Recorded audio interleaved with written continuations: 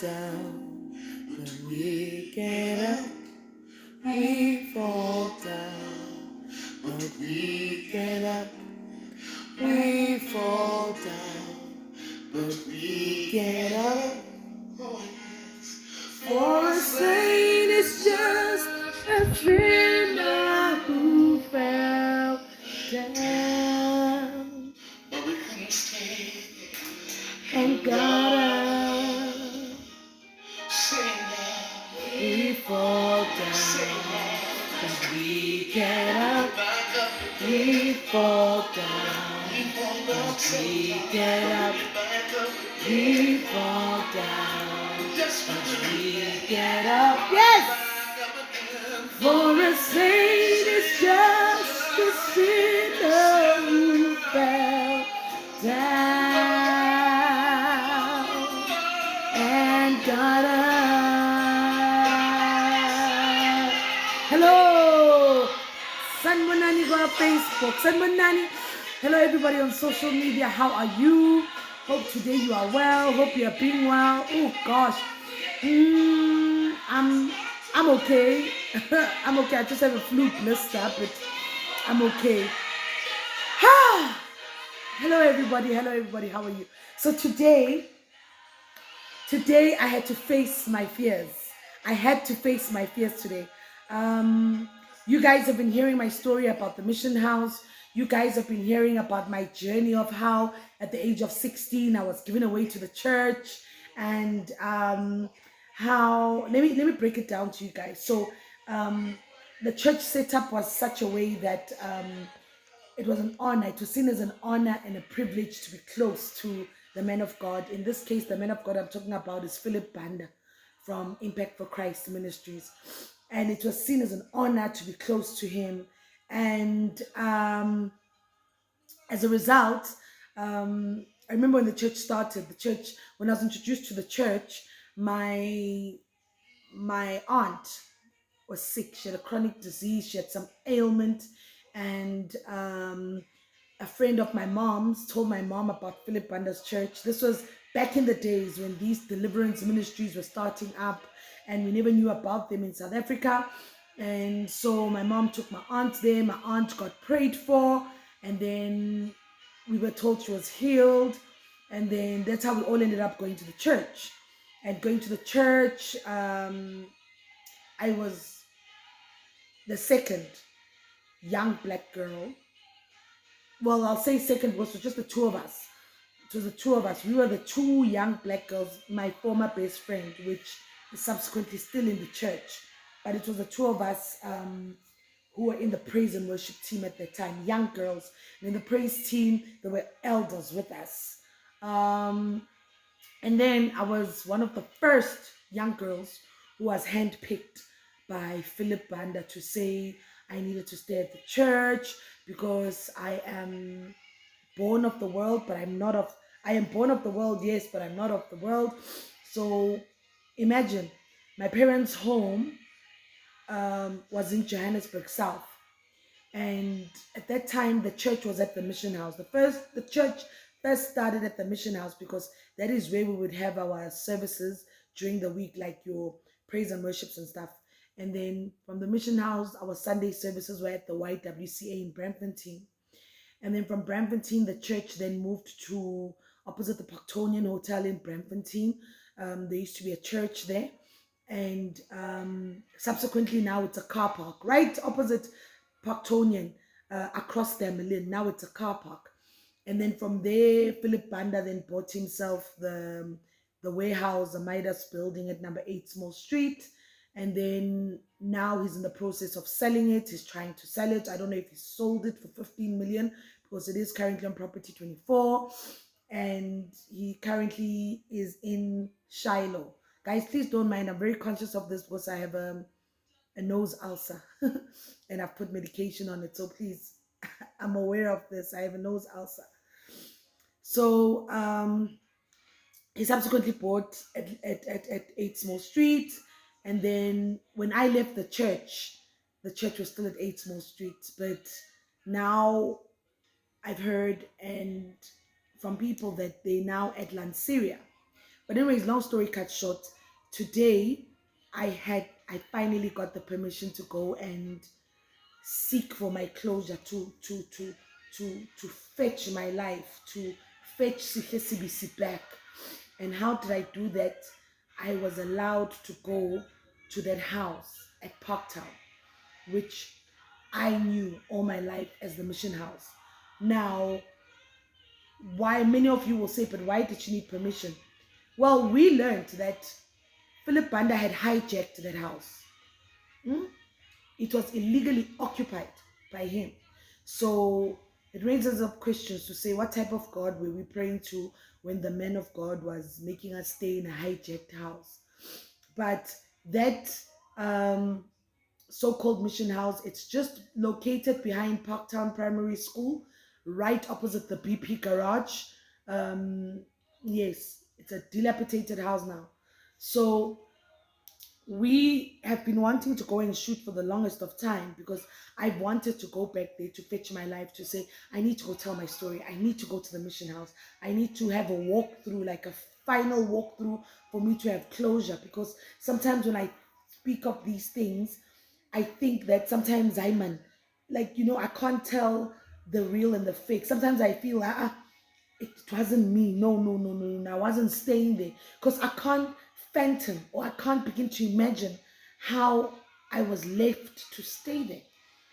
So we discovered that that house was hijacked by Phillip Banda. So when he came from Zambia into South Africa, he found this house. It was already an open house, and apparently there were hobos staying there.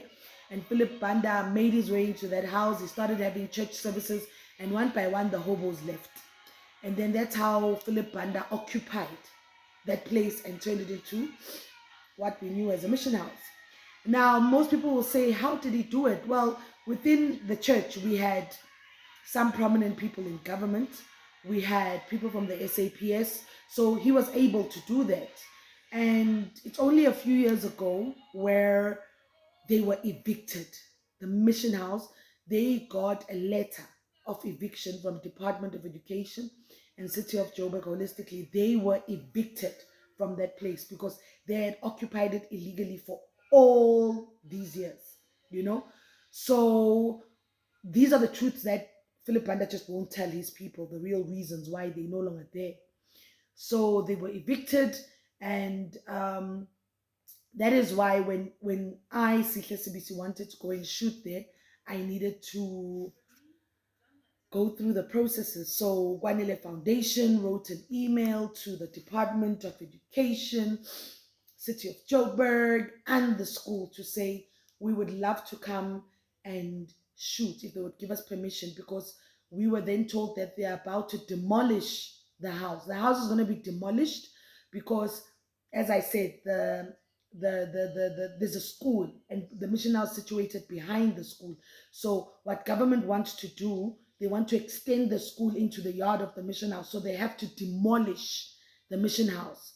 So we wrote a letter saying, before you demolish the mission house, please, for my closure, can I do a walk through this mission house? Can I capture all my moments? Can I walk through from inside, from outside, from everywhere?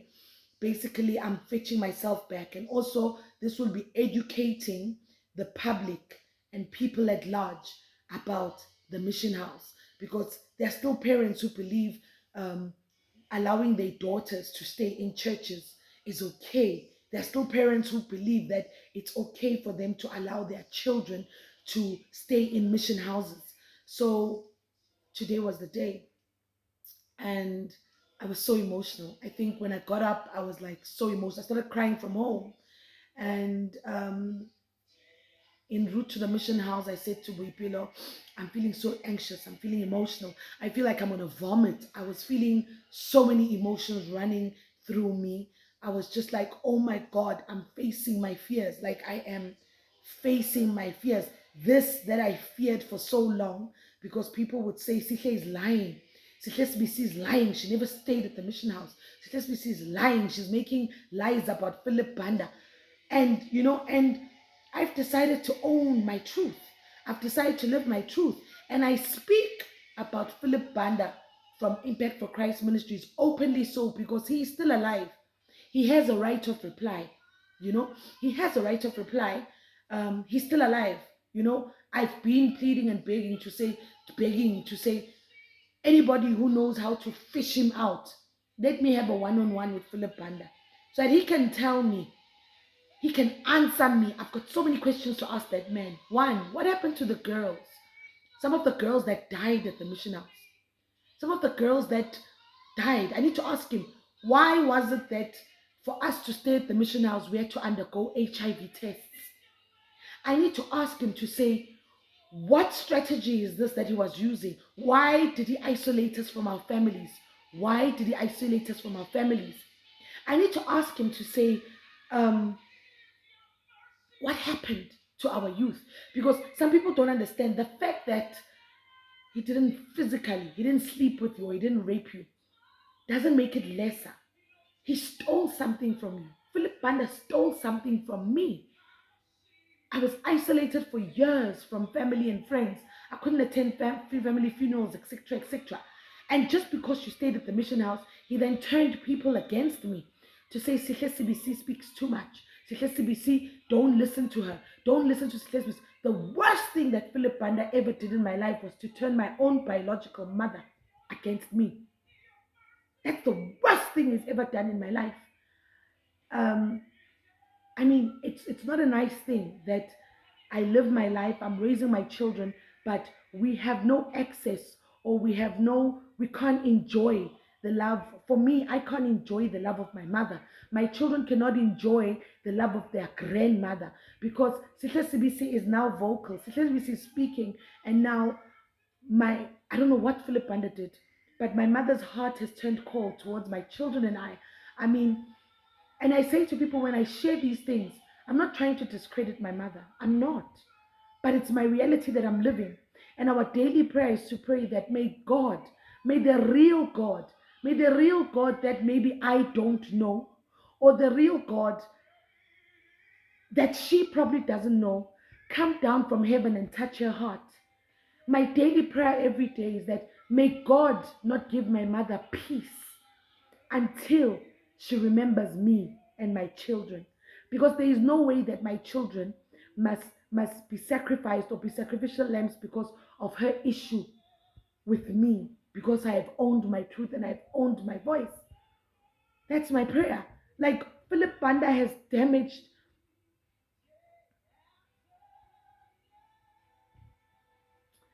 Phillip Banda has damaged my family. My dad hated Phillip Banda. My dad wanted nothing to do with Phillip Banda. God rest his peace. And I remember my dad would come to the mission house wanting to fetch me. And I would be the one to say to him, no, go, I'm fine, everything is okay. Because at that time, you are groomed mentally. You know, it's a special thing. It's a special feeling for you to be close to the men of God. It's a status thing for you to be staying at the mission house. So I speak my truth, hoping and praying that one day I can do a live video and say, oh, there was reunion between my mother and I. There was reunion between my mother and I and my children. I mean, what if my children die? Done. So I want to ask Phillip Banda in his face, how do you sleep at night knowing that it's not only my family that Phillip Banda has torn apart? There are so many people who went to Impact for Christ Ministries, so many people who were in Phillip Banda's church, who left. The first group that was there. Now Phillip Banda's church is filled with people who don't know, people who are new, people who came after us, people who joined the church when the church was already at number 8 Small Street. So those are the people that are defending Phillip Banda and standing up for him because they don't know the truth. They joined the church when it was already at 8 Small Street. They don't know the beginnings of the church. And there are so many people who left the church that are also crying the same cry that I'm crying, because they were also isolated from their families.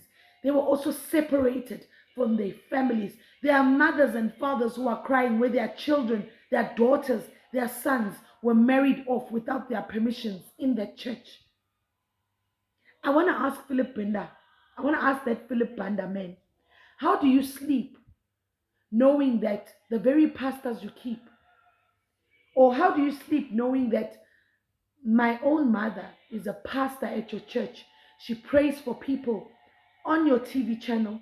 She lays hands on people. She prays for people. Yet there's no relationship between her and me, which is the biological daughter. But you, Phillip Banda, are okay with that. You condone that. What type of God is that?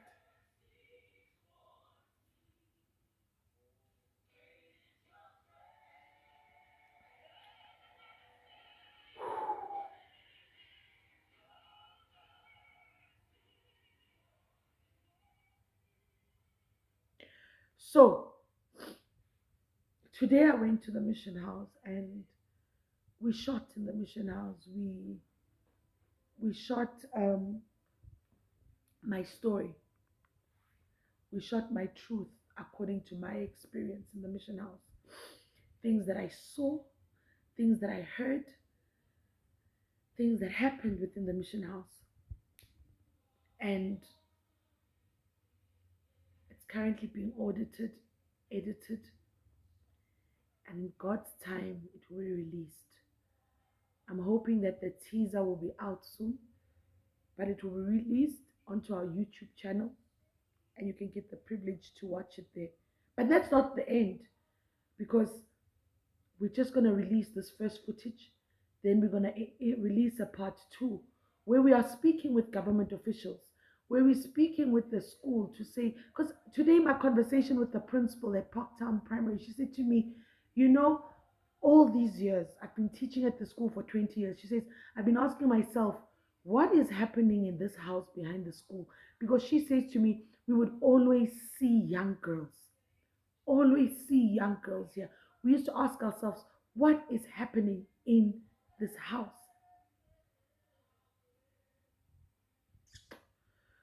So, this is one of the reasons why Kwanele Foundation was born. And this is one of the main reasons why within Kwanele Foundation we have an office called Kwanele Mfundisi. Because when I say Kwanele Mfundisi, it cuts deep. It cuts deep because it cuts deep when I say Kwanele Mfundisi. Am I against pastors? No. Is Kwanele Foundation against pastors? No. We just stand against the abuse of people within the church.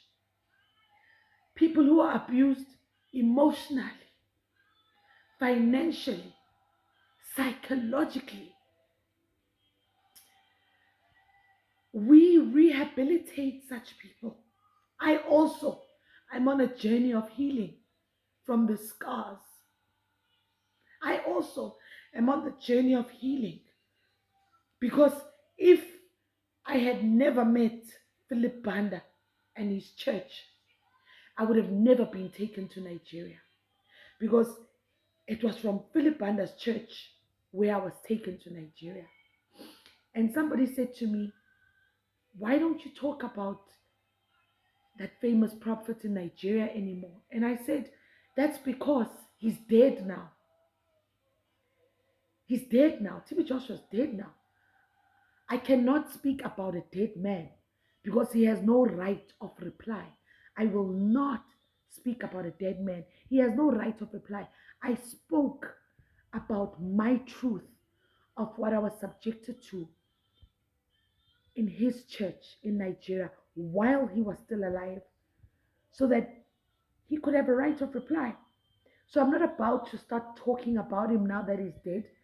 Whatever I said about him while he was still alive, it's there. It's on social media, it's on YouTube, and I stand for it. But Phillip Banda is still alive. I will talk about him. I will talk about him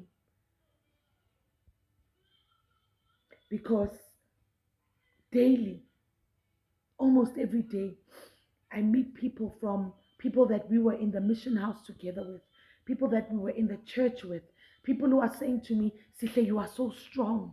Sihle, yo, you are so strong. People who will say to me, no, don't worry that your mother is now not with you. We know how Banda works. He will isolate you even more. He's hoping that through doing this, you will keep quiet. And I'm like, but how do I keep quiet? How do I keep quiet when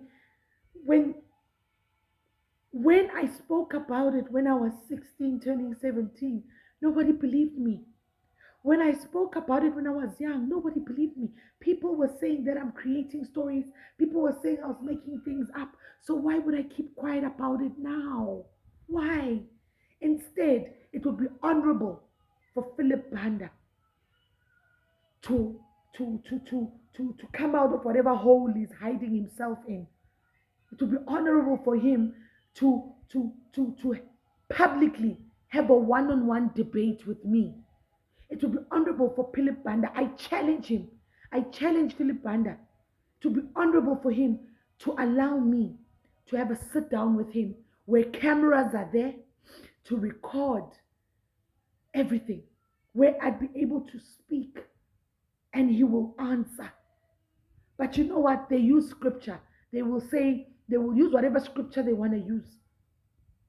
But instead, he will continue manipulating the people that are new in his church and filter them against me. That is why I've noticed the only people that will speak nonsense or speak bad about me, Sihle Sibisi, are people that are new in the church. And when I say new, are people that joined the church when the church was already at number 8 Small Street.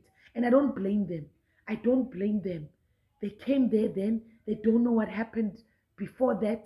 And now they are being filled with whatever nonsense they're filled with. I don't blame them. I have no time to even entertain whatever they want to say. But it's my truth, my reality. I lived it. I went through it. So if you are a mother or a father, don't let your children stay in a church. If you've done it, go fetch them. If you've done it, fetch your children back. That nonsense must stop. That nonsense must stop. Stop giving your children away to men of God in the name of favor. Stop it. So I want to thank Buipilo, you know.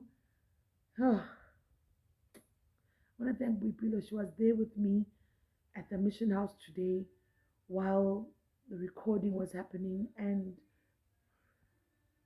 I said, I'm not gonna cry. I said, I'm stronger than this. I'm not gonna break down. But I found myself breaking down. I found myself crying.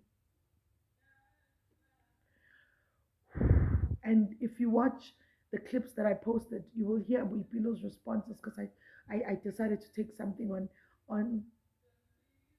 on phone to say how she felt. And she said to me, Sihle,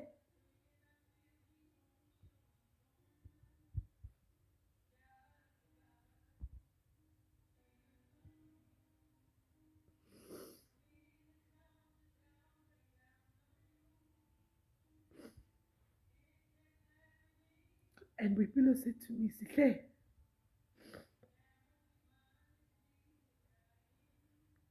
I might not have lived in the mission house, but watching you today, watching you walk, I felt it.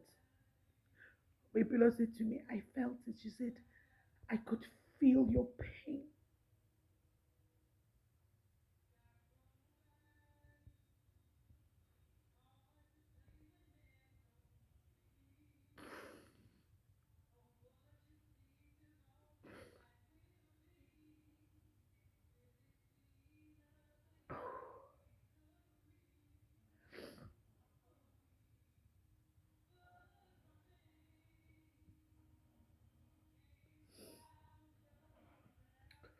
So thank you to Buipilo for just being there today. Uh, she brought a breath of fresh air. You know, the funny thing is, when we were walking through the mission house, there was still evidence, physical evidence that showed that Banda was there. There was still physical evidence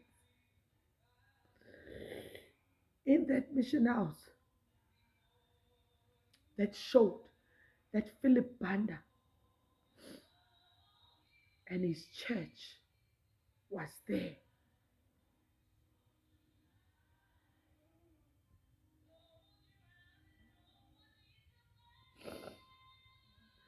Whew. So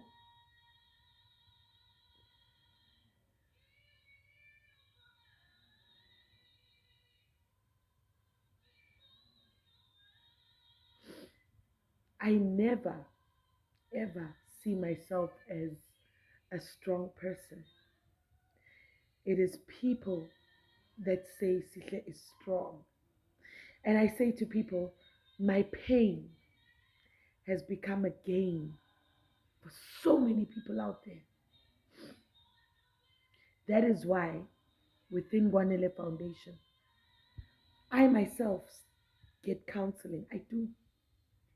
That is why the psychologists within Kwanele Foundation, I get debriefed.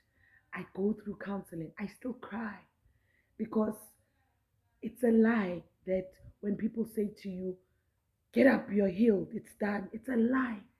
It's a journey. And I believe today, by facing,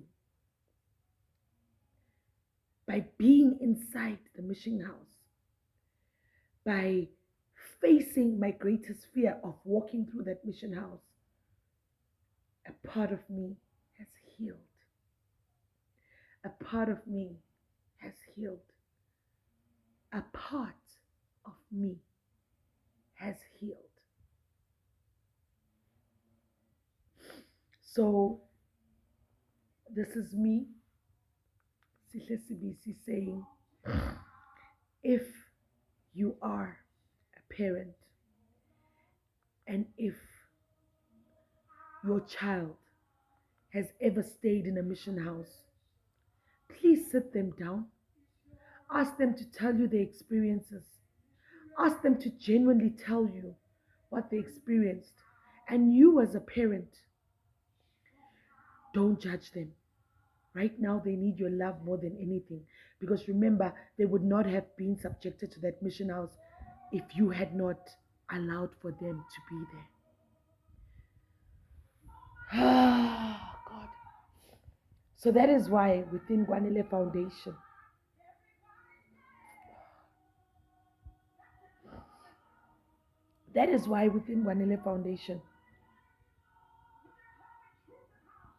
I, I can never turn a blind eye to abuse because I know it so well. I can never turn a blind eye to somebody being violated or victimized because I know it so well. That is why within Kwanele Foundation, we have Kwanele Mfundisi, because I was abused emotionally at the hands of pastors. That is why within Kwanele Foundation, we have Kwanele in-laws, because I went through the most with my in-laws. And that is why within Kwanele Foundation, we have Kwanele Nsizwa and Kwanele Ntombo, where we begin our GBVF dialogues at the school classroom level, because we need to equip our children about the do's and don'ts of life from an early age. So, do I hate pastors? No. Do I hate the church? No. I just speak my truth about what I went through, hoping that people will learn what to do and what not to do. So watch this space. You will watch the full, documented, edited journey, my journey at the mission house. Hashtag surviving Daddy Banda. Hashtag Surviving Phillip Banda. Hashtag Mission House Horrors.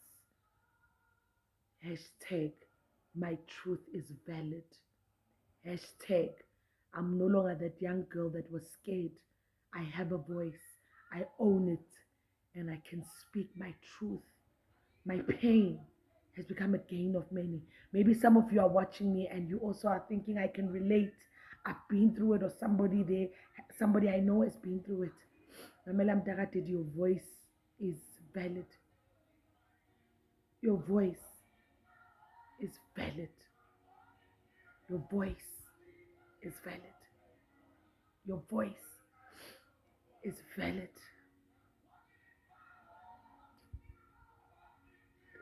Woo. So, one thing about me, I can't pretend. I wear my heart on my sleeve. When I cry, I cry. When I laugh, I laugh. Those closest to me will tell you. Mobile will tell you. Wipilo will tell you. Pila will tell you. Christina will tell you. People in the team will tell you. Wuti, I can't pretend. When I cry, I cry. When I laugh, I laugh. I wear my heart on my sleeve. And we are on a journey of healing. I am on a journey of healing. Good night. I love you. But remember, God, the universe, and your ancestors loves you best. And don't ever let anybody in this planet of the world claim to know your life better than you. Don't ever allow anybody to claim to know your life better than you do. Never. Your truth and your voice is valid. 1,000,000%. Own your truth.